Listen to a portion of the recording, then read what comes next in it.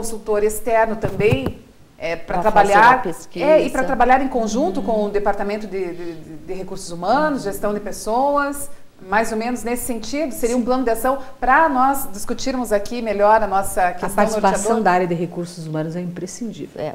Trabalhando juntamente com o consultor externo, é isso? É fundamental, porque é a pessoa que depois vai coordenar as ações estratégicas como ponto de alavancagem de todo o processo de mudança. Então, a área de recursos humanos tem que estar presente. E como é que fica daí essa questão do olhar viciado? Isso acontece mesmo? Não, eu estou insistindo nessa questão porque eu fico pensando, a professora Maria Alice trouxe aqui o exemplo de chegar numa organização e perceber desde a portaria um certo clima autoritário, né? O clima presente ali autoritário. Será que o setor também de recursos humanos, gestão de pessoas, acaba sendo influenciado de alguma maneira ou outra dentro desse clima da organização, e como romper com esse clima?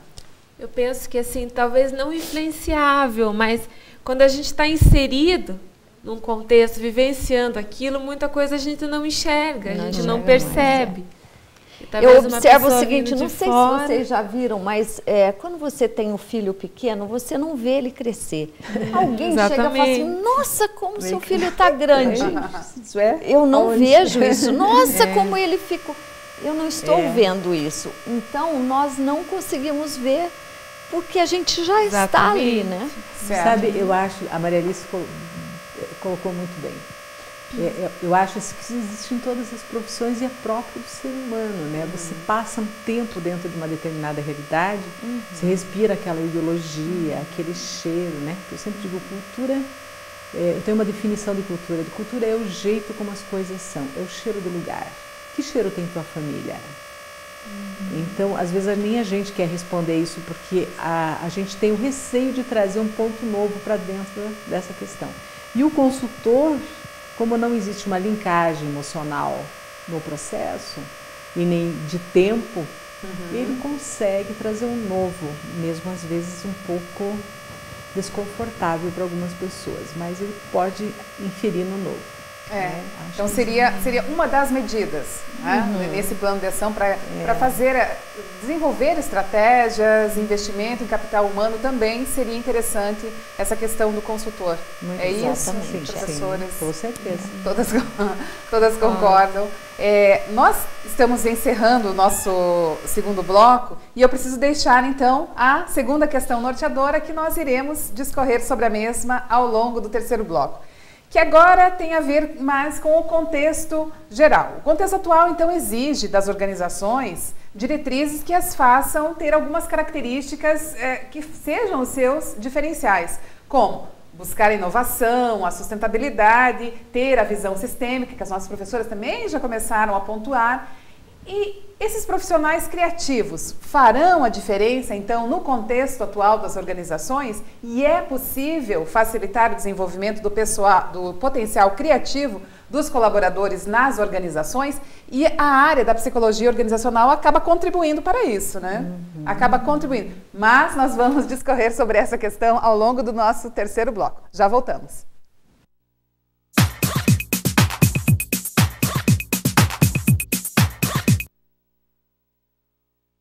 Mais de 50 opções de cursos, 7 áreas do conhecimento, experiência de mais de um século. Todo o know-how da FI Business School está à disposição do mercado em 4 áreas de atuação. Executive Education, com a promoção de cursos para executivos de altíssimo nível em parceria com a ESAD. FI Training, com cursos de curta duração para capacitar, atualizar e desenvolver profissionais de maneira objetiva e rápida. Convênios internacionais, transformando os alunos em verdadeiros players mundiais. Consultoria, prestando orientações técnicas seguras para as mais variadas áreas de negócios. FI Business School, a vanguarda do conhecimento na área de negócios.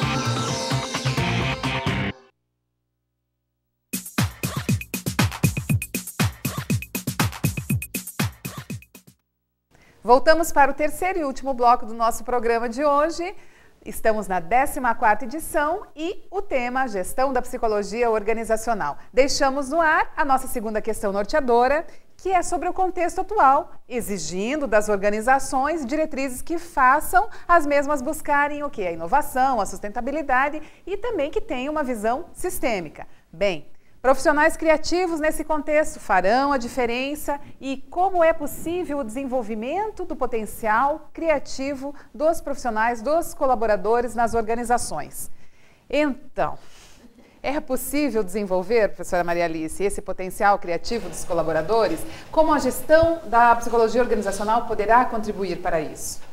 Então, antes de responder essa pergunta, Regina, eu estava lembrando aqui, até que falei com a professora Marilda, tem um livro que chama Mais Peixe. Já viu isso? Não, é um grupo de peixeiros que tem no norte dos Estados Unidos, uma grande cidade, Seattle. E lá nesse mercado, eles criaram um clima de amizade, de brincadeiras, onde joga o peixe, vem o peixe, o mercado de peixe mesmo. Mas com a diferença de comportamento dos vendedores. Exatamente, onde os vendedores são extremamente brincalhões. Então, se alguém chega e fala, eu quero um robalo, todo mundo fala, eu quero um robalo, eu quero um robalo, eu quero um robalo, sabe? E aí, olha, pega o peixe, aí solta o peixe, outro pega e aquela coisa. Enfim, isso tornou um ícone. Então, hoje, muitas pessoas vão lá para ver esse mercado. Você veja, é um trabalho ruim, né? A princípio, mau cheiro, coisas geladas. É um trabalho com muito limite, né? E, no entanto, você observa ali a criatividade que eles tiveram de inventar esse jeito de ser, foi inovador e trouxe uma rentabilidade extremamente significativa e mais, sem custo, né? E poderia ser traduzido como um clima, como? De descontração total. É isso, o trabalho não pode ser algo complicado. Trouxeram uma leveza para o trabalho, é isso? Claro, né? Então, onde eu posso me divertir, por que não, né?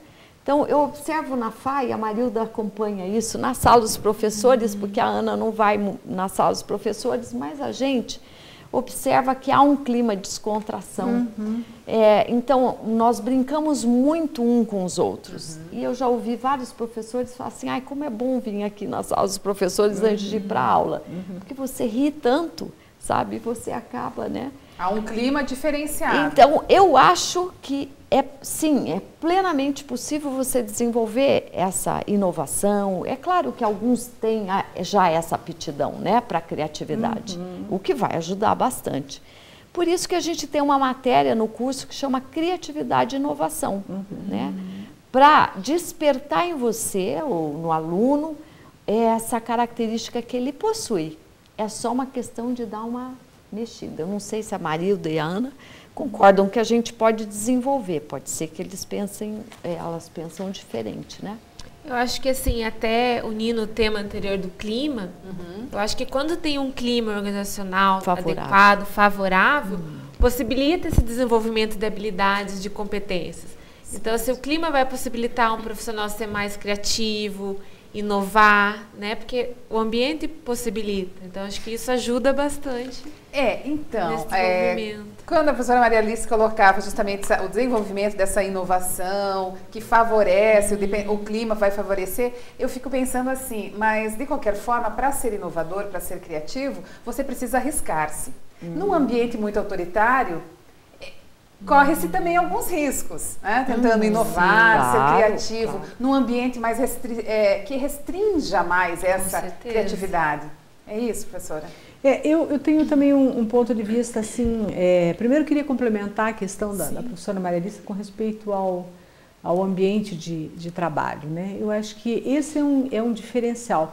Você consegue ser você mesma, não sei se você também concorda ou não, largo isso para o pessoal da câmera, os outros colaboradores que estão aqui. Os nossos telespectadores. Os nossos telespectadores. Você consegue ser você mesmo se você tem um ambiente de confiança. Ninguém se solta, ninguém se coloca se existem ovos no chão.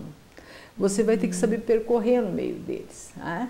Então, me parece assim que a FAI ela tem não só buscado obter a confiança dos seus professores e alunos, mas da comunidade em geral. Hoje eu reputo o trabalho da Unify como um trabalho essencialmente necessário. A maioria dos gestores que querem realmente diversificar, inovar, criar dentro da sua organização esse clima que nós falamos, porque há uma série de disciplinas que estão disponíveis para fazer num prazo bem administrado, né, com os professores, com os consultores internos da AFAI, que são os orientadores monográficos e outros profissionais da área, há uma possibilidade de você fazer esse acréscimo, né? Então eu acho que essa é uma grande oportunidade que você tem de ir lá, conhecer que disciplinas são essas do curso de Psicologia Organizacional, mas também, de repente, até de outros cursos que você tem lá.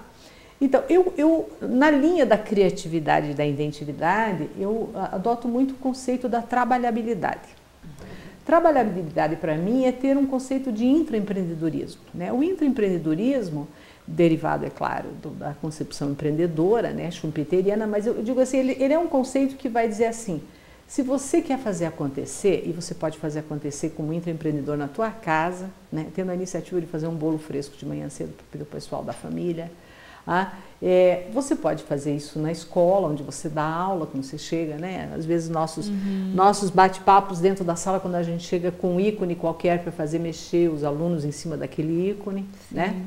Mas você pode mexer nas suas organizações sendo intraempreendedor. E uma das coisas fundamentais é a questão do risco que você tão bem colocou. Então, para você arriscar, para você fazer um ambiente diferente, você tem que apostar. A Motorola, por exemplo, é um case. Ela colocou nos últimos anos uma meta. Tá?